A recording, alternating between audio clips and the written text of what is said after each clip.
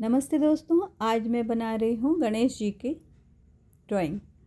और इसके लिए हम सबसे पहले गणेश जी का नाम स्मरण करते हुए और अपनी ड्राइंग को शुरू करते हैं, क्योंकि विघ्नहर्ता इनको कहा जाता है। किसी भी काम की शुरुआत में इन्हें स्मरण भी किया जाता है।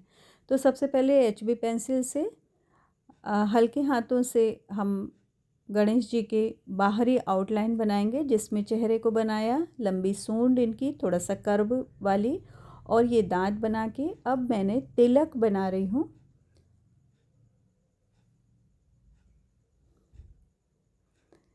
अब हम गणेश जी की आँखों को बनाएंगे, जिसमें उनकी लंबी आईब्रो और लंबी लंबी आँखें बनाएंगे।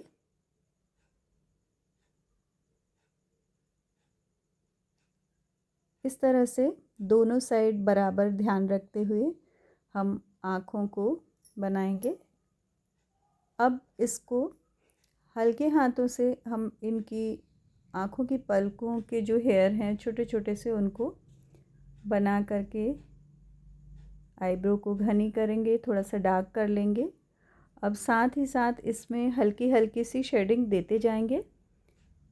ये तिलक बनाया और गणेश जी की सूंड के आगे भाग में थोड़े छोटे छोटे डॉट डॉट बनाकर हम उसकी लंबाई को दर्शाएंगे। और अब हम गणेश जी के कान बनाएंगे। गणेश जी के कान लंबे होते हैं, बहुत बड़े होते हैं, और ऐसा माना जाता है कि ज्ञान का स्रोत जो है वो कान से होके आता है, क्योंकि जब हम किसी चीज़ को सुनते हैं और उसको अच्छे से ग्रास्प करते हैं तो वो हमें कर्ण इंद्रिय से ही प्राप्त होता है। इसीलिए गणेश जी के कान बड़े दिखाए जाते हैं कि ये दूर की सुनना और ज़्यादा सुनना इसका प्रतीक होते हैं।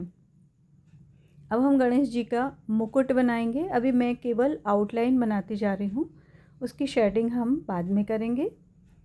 और इस तरह से मुकुट बनाकर ऊपर छत्र जैसा बनाया जाएगा। पेंसिल को बहुत ही हल्के हाथों से चलाएं। और यहाँ हम अपने सोच का भी, अपनी कलात्मकता का भी परिचय दे सकते हैं। और क्योंकि मुकुट है, मुकुट कई तरह का हो सकता है, तो यहाँ अपनी इमेजिनेशन के आधार पर भी आप सुंदर से सुंदर मुकुट बना सकते हैं। मैंने सिंपल सा मुकुट बनाया है, जिसे आप आसानी से बना सकते हैं।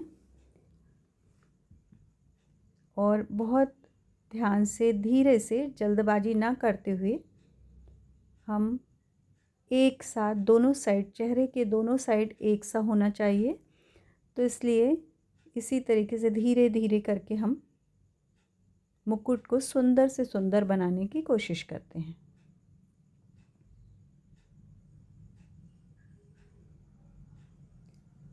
दोस्तों, अगर आप मेरे चैनल पर नए हैं तो आप इसे सब्सक्राइब करें, और यदि आपको ये ड्राइंग अच्छी लग रही है तो इसे लाइक करें और दूसरों को शेयर भी करें।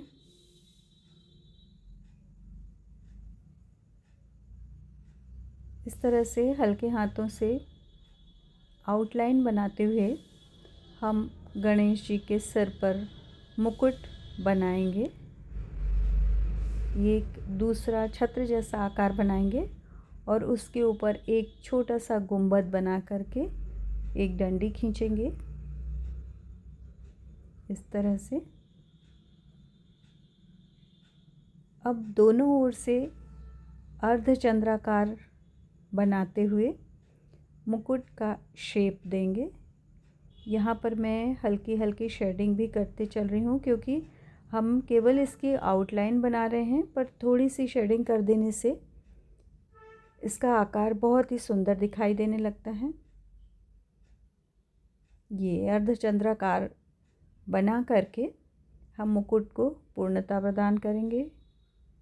ये हमारा मुकुट तैयार है। अब इसमें भी हम थोड़ा सा डेकोरेशन करेंगे और इसमें छोटे छोटे हीरे जवाहरात जड़ने के जैसे हम डिज़ाइन बना देंगे, क्योंकि भगवान जी हैं, भगवान जी का मुकुट तो बहुत एक्सपेंसिव होना चाहिए। तो अपनी कल्पना को मूर्त रूप देते हुए हम सुंदर से सुंदर बनाने का प्रयास करेंगे। अब ये हमारा मुकुट तैयार हो चुका है। ड्राइंग हमारी ऑलमोस्ट तैयार हो चुकी है। अब इसको हम थोड़ा सा और डेकोरेट करेंगे, क्योंकि सामने से थोड़ा सूना सूना सा दिख रहा है, तो यहाँ हम केवल उसको सजाने के लिए ये लंबी लाइनें खींच के बना देंगे, जैसे कि गणेश जी ने कोई हार पहना हो, इस तरह से उसको सजा देंगे।